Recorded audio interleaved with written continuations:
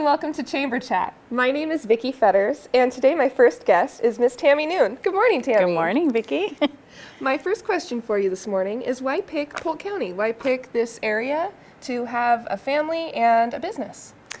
Well, we are originally from Oregon, and we spent the last 11 years in Washington County and had the opportunity to find our retirement place. And we chose this area, one, because how lovely it is, but two, because our family is down here. Oh, that's wonderful. It's good to have someone in the area. Yes. But we are charming down here. It's very practically charming. Stars Hollow, Gilmore Girls style.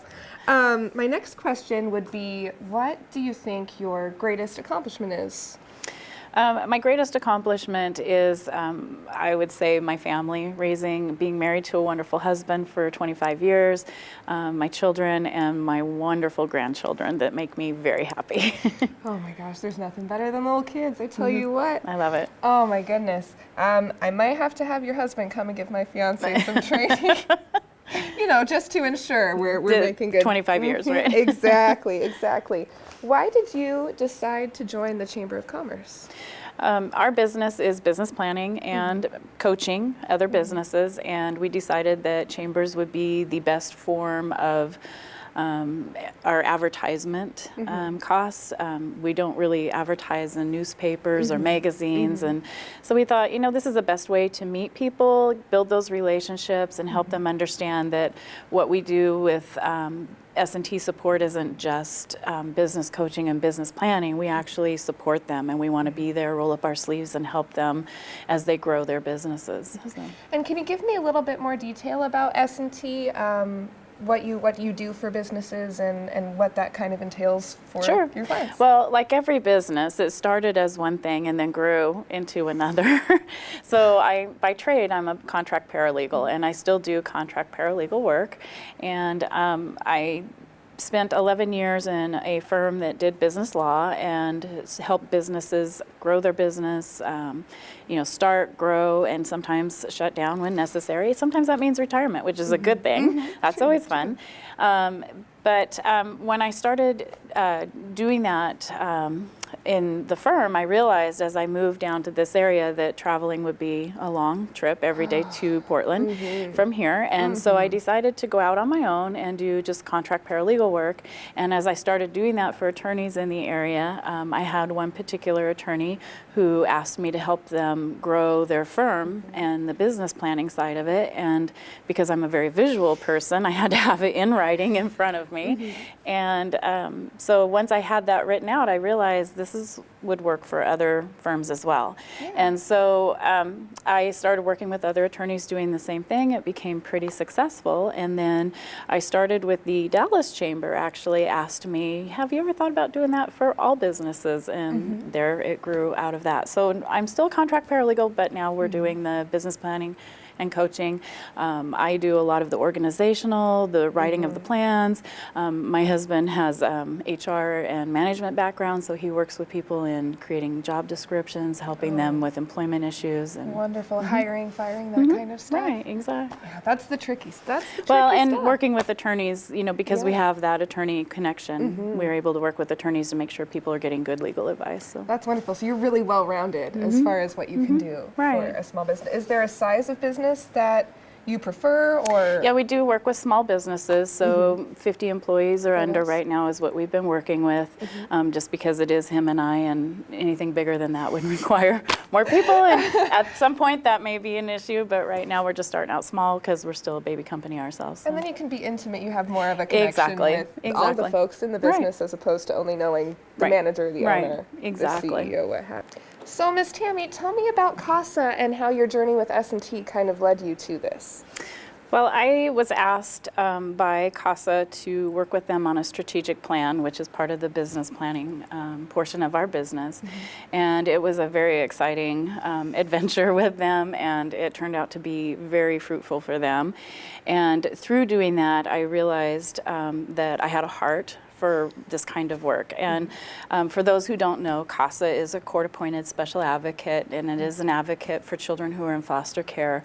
And we are the voice that stands in front of a judge who's appointed us to go out, gather information, and then come in and report to the judge directly what are the best interests for each of those children. And our goal in Polk County is to, for every child that's in foster care, to have a CASA.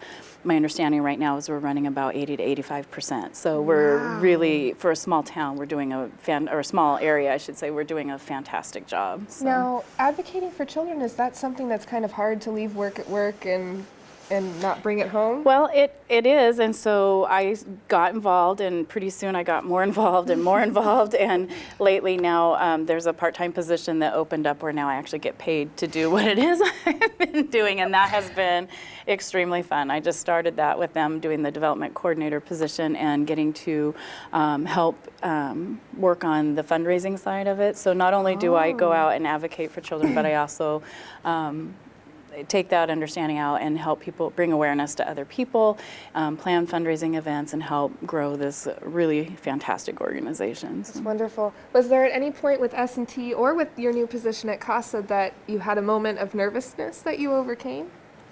Well, last week when I was juggling, trying to finish up projects and start new projects at the same time, but no, it's been very natural for me to move into that position just because I've been with them for a year now and kind of knew what to do. It was just now I get a little paycheck to fix it. But really doesn't hurt. Really don't. I mean, my the few hours that I do with them each week is really not anywhere near the volunteer hours that I still give, just because that's my heart. I love children, and so it was easy to get into that. I love it. I think that's fantastic. It's amazing to find people that are good people that do good work. Well, thank you. And I think that's great. I guess my last question for you would be, do you have any upcoming personal plans? Anything exciting that you're looking forward to? Oh, okay. Yes, I'll tell you. My husband and I are planning our 25th wedding anniversary, and we're going to spend a couple of weeks in Ireland. So this is our dream vacation. Exciting. Yes. Oh my gosh, I'm so jealous. And you guys have tours and everything, like the whole tour, but yeah, it's done, paid for, we're ready to go. Oh my gosh, yes. You guys have to send me so many pictures of castles. We're very excited, yeah. Is Loch Ness in Ireland? I think that's Scotland. Oh. Yeah. If you find her though, let her know. I will, I will. Alrighty. And I guess my very, very last question is, do you have any hobbies or interests that I would be surprised to find out about you? Well, I am I don't know if you'd be surprised, but our organization, S&T, is a faith-based organization, and so we're very active in our church. We plug in there. I love music. I'm a singer from high school days, so maybe that would be a surprise, but so music is a huge deal. And of course, my baby's at home, which is my horse and my little 6-pound Pomeranian dog. Oh, so, that's quite a because they really go together, right? Oh my God. Is the horse afraid of the dog? That's what I need to know. Well, the dog is more afraid of the horse. That's smart. That's a smart dog. Singing, what's your favorite genre to sing? What do you like? What songs do you sing along with It the was most? jazz. We did a lot of jazz in high school. So. I was in jazz choir in high school myself. Yeah. All right, well, that'll conclude this section of Chamber Chat. Stay tuned for more. Thank you.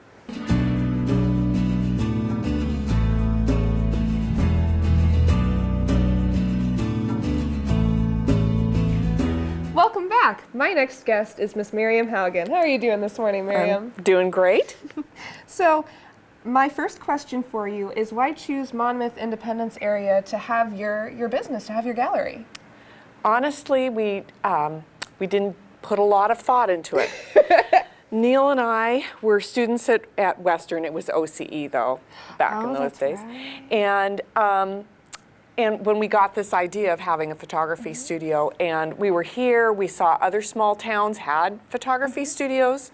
Dallas had a photography studio. Silverton had a photography studio. So we thought, must need one.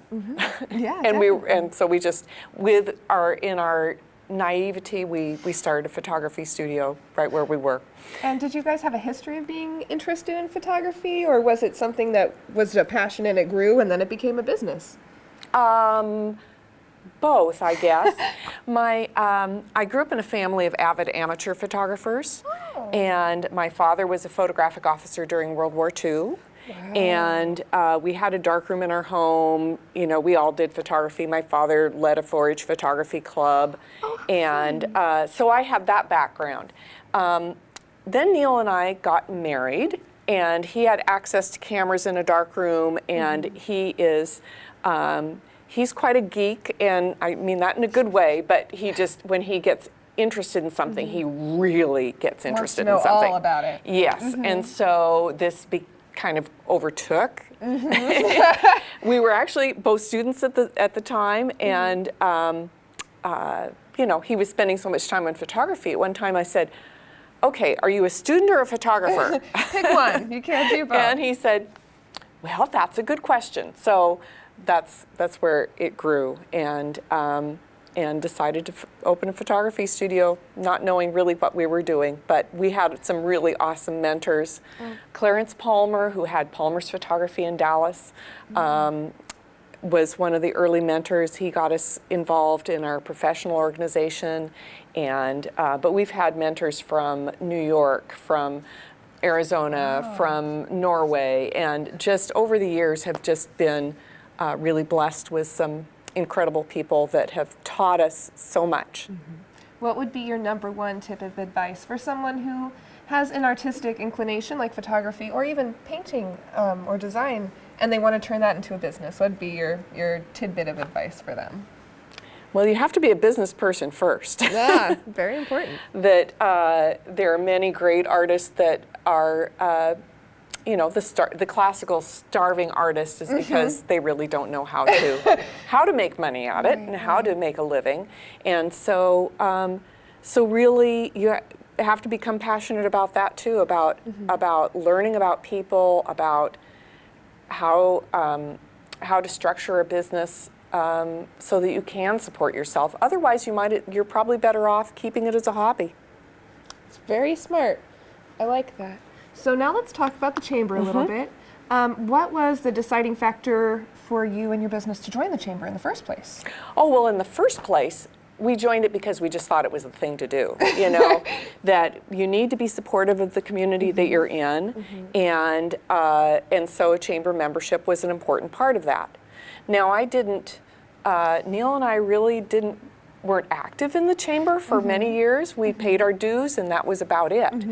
And it wasn't until recently, you know, 4 or 5 years ago, that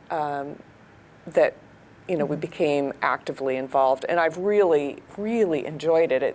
It's been a great way to get to know people, and you know, people do business with people that they know, with their friends, and so we have made a lot of friends, and it's been really wonderful.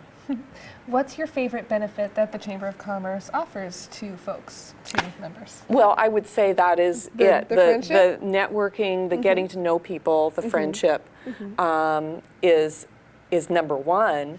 But there, you know, there are.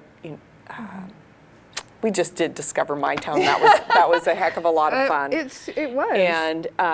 And that is something I'm pretty excited about. That I think that it's a great benefit to our members and to the community. It's a great way for the community to get to know some of our local businesses, and a lot of fun. And I know personally, I've lived in Monmouth for 10 years. I found tons of businesses in Monmouth and Independence that I never knew were there. Yeah. It's amazing how you live in a town, but you're so habitual. You go to this place, you go to that place, you don't really feel the need to go anywhere else. Who knew there was a costume shop in town? Exactly, you know? Exactly. I love that Petals and Vines confusion with the for sale sign. That made me laugh. If you haven't seen it, it's worth a look. It's hilarious. Right. Do you have any upcoming personal plans you want to share with the group? Anything you have going on that you're excited about? Oh my gosh, personal. Personal. Well, I don't know. It's not very exciting. We're just working. We have 8.5 acres on the outskirts of town, and so that's kind of all-consuming at this time of year. Oh yeah. When it's you know, finally everything's nice. growing, Yeah. And so there's lots of weed whacking and deck rebuilding and painting and things going on. So that's not very exciting though. So anyway, I have business things that are kind of... Well, lay them on us, Miriam. What's going on? All right. Well, we, some people may know that we have done Portraits with Santa for a number of years. That's right. And, you know, that's cute, how adorable. You come in but we've always taken a little bit step farther than, it's not like the mall portraits where you just, you know, sit on Santa's lap and next, you know. It feels really impersonal. Yeah. There's always been a storytelling element of our Portraits with Santa. For instance, when we had Santa's workshop, you know, the children would have a little paintbrush and they were, you know, working on toys with Santa. How sweet. And whatnot. But we're going to take it a step farther this year. We're creating the Santa Claus experience. Imagine a magical time where, you know, every child has a personal time with Santa. And they get a personal letter from Santa before the session. That's so cool. When they come to the session, Santa will have his list, and they will find their name on Santa's list. There will be milk and cookies with Santa. There will be finding, you know, looking into his magical bag. It's going to be just a really magical experience. So we're taking that whole storytelling part a whole step further. Oh my God, I'm a little jealous. I kind of want a Santa experience. Well, you know, you can. You're never too old. But anyway, we're going to do a little, we're inviting some of our previous clients in either late July or early August. We're going to have a kind of a trial run. And, I love it. Christmas in August. Yep. And it's going to be really exciting. So. Oh my gosh, well, I'm so excited for you. I may have to take you up on that. Thank you so much for joining us for Chamber Chat. My name is Vikkye. This is Miriam, and please come and see us next time.